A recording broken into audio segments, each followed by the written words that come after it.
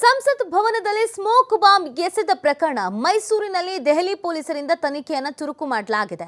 ಮನೋರಂಜನ್ ಪೋಷಕರಿಗೆ ಪ್ರಶ್ನೆಗಳ ಸುರಿಮಳೆಯನ್ನ ಗೈತಾ ಇದ್ದಾರೆ ಖಾಕಿ.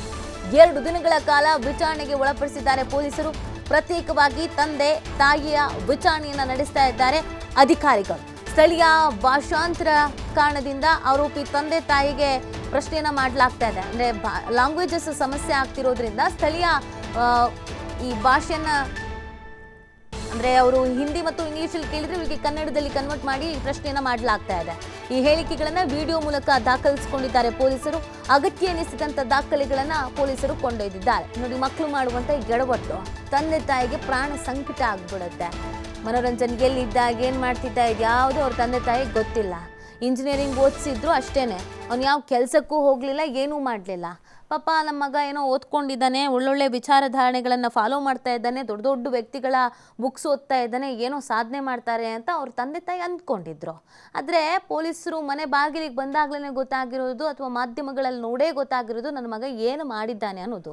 ಈಗ ತಂದೆ ತಾಯಿಗೆ ಸಾಲು ಸಾಲು ಪ್ರಶ್ನೆಗಳನ್ನು ಕೇಳ್ತಾ ಇದ್ದಾರೆ. ಇವನು ಎಲ್ಲಿ ಹೋಗ್ತಿದ್ದ, ಏನು ಮಾಡ್ತಿದ್ದ, ಯಾರು ಒಡನಾಟದಲ್ಲಿ ಇದ್ದ, ಇವನನ್ನು ಮೀಟ್ ಮಾಡೋದಕ್ಕೆ ಯಾರಾದರೂ ಬರ್ತಾ ಇದ್ರಾ, ಇವನಿಗೆ ದುಡ್ಡು ಹೆಂಗೆ ಸಿಗ್ತಾ ಇತ್ತು, ಇದೆಲ್ಲದ್ರ ಬಗ್ಗೆಯೂ ಕೂಡ ತನಿಖೆಯನ್ನು ಮಾಡಲಾಗ್ತಾ ಇದೆ. ಅದಕ್ಕೆ ಅವರ ತಂದೆ ತಾಯಿ ನಿರಂತರವಾಗಿ 2 ದಿನಗಳಿಂದ ಉತ್ತರವನ್ನು ಕೊಡುವಂತ ಪ್ರಯತ್ನವನ್ನ ಮಾಡ್ತಾ ಇದ್ದಾರೆ.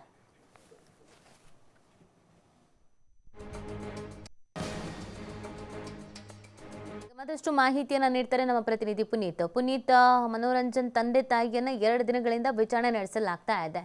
ಮಹತ್ವದ ಹೇಳಿಕೆ ಅಥವಾ ಇಂಟ್ರೆಸ್ಟಿಂಗ್ ಅನ್ನುವಂತ ಹೇಳಿಕೆ ಸುಳಿವುಗಳಿಗೆ ಏನಾದರೂ ಸಿಕ್ಕಿದೆಯಾ ಪುನೀತ್? ನಿತಿ, ಈಗಾಗಲೇ ಏನು ಮೊನ್ನೆ ಮತ್ತೆ ನಿನ್ನೆ 2 ದಿನಗಳ ಕಾಲ ಮುಖ್ಯವಾಗಿ ಈ ಒಂದು ಸಂಸತ್ಗೆ ನುಗ್ಗಿದ ಪ್ರಕರಣಕ್ಕೆ ಸಂಬಂಧಪಟ್ಟಂತೆ 2ನೇ ಆರೋಪಿಯಾಗಿರುವಂತಹ ಮನೋರಂಜನ್ ಮನೆಗೆ ದೆಹಲಿಯ ಪೊಲೀಸರು ಜೊತೆಗೆ ಕೇಂದ್ರ ಗುಪ್ತಚರ ಇಲಾಖೆ ಅಧಿಕಾರಿಗಳು ಆಗಮಿಸಿದ್ರು.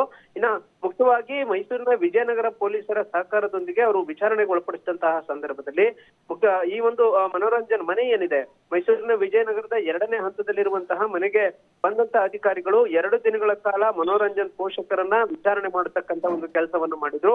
ಅದರಲ್ಲಿ ಬಹಳಷ್ಟು ಪ್ರಶ್ನೆಗಳನ್ನ 2 ದಿನಗಳ ಕಾಲ ಅಂದ್ರೆ ಮೊದಲನೇ ದಿನ ಅಂದ್ರೆ ಮೊನ್ನೆಯ ದಿನ ಸತತ 7 ಗಂಟೆಗಳ ಕಾಲ ವಿಚಾರಣೆಯನ್ನ ಮಾಡಿದ್ರು. ತದನಂತರ ನಿನ್ನೆ ಮಧ್ಯಾಹ್ನ 2 ಗಂಟೆಯ ವೇಳೆಗೆ ಬಂದಂತಹ ಪೊಲೀಸರು ಸಂಜೆ 5 ಗಂಟೆಯವರೆಗೂ ಕೂಡ ವಿಚಾರಣೆಯನ್ನ ಮಾಡಿದ್ರು. ಈ 2 ದಿನಗಳ ವಿಚಾರಣೆಯಲ್ಲಿ ಮನೋರಂಜನ್ ತಂದೆ ದೇವರಾಜೇಗೌಡ ಅವರಿರ್ಬೋದು, ಜೊತೆಗೆ ಅವರ ತಾಯಿ ಶೈಲಜಾ ಅವರಿಗೆ ಬಹಳಷ್ಟು ಪ್ರಶ್ನೆಗಳನ್ನ ಮಾಡಿದಂಥದ್ದು. ನಿಮ್ಮ ಸ್ವಂತ ಊರು ಯಾವ್ದಿರಬಹುದು, ಜೊತೆಗೆ ನಿಮ್ಮ ಉದ್ಯೋಗ ಏನು, ಜೊತೆಗೆ ಜೀವನಕ್ಕಾಗಿ ಏನೆಲ್ಲ ಮಾಡ್ತಾ ಇದ್ದೀರಿ, ನಿಮ್ಮ ಮಗ ಎಲ್ಲೆಲ್ಲಿ ವಿದ್ಯಾಭ್ಯಾಸ ಮಾಡಿದ್ದಾನೆ, ಜೊತೆಗೆ ಆತ ಯಾಕೆ ಇಂಜಿನಿಯರಿಂಗ್ ವಿದ್ಯಾಭ್ಯಾಸವನ್ನ ಅರ್ಧಕ್ಕೆ ನಿಲ್ಸಿದ್ದಾನೆ, ಏನು ವಿದ್ಯಾಭ್ಯಾಸ ಮುಗಿದಿದ್ರು ಕೂಡ ಆತ ಎಲ್ಲಿಯೂ ಕೂಡ ಏನಕ್ಕೆ ಕೆಲ್ಸಕ್ಕೆ ಹೋಗಿಲ್ಲ, ಮನೆಯಲ್ಲೇ ಯಾಕೆ ಇರಿಸ್ಕೊಂಡಿದ್ದೀರಿ, ಜೊತೆಗೆ ನಿಮ್ಮ ಮಗಳಿಗಿಂತ ಮಗ ದೊಡ್ಡವನಾದ್ರೂ ಕೂಡ ಯಾವುದೇ ರೀತಿಯಲ್ಲೂ ಆತನ ಥ್ಯಾಂಕ್ ಯು ಪುನೀತ್, ಡೀಟೇಲ್ಸ್ಗಾಗಿ.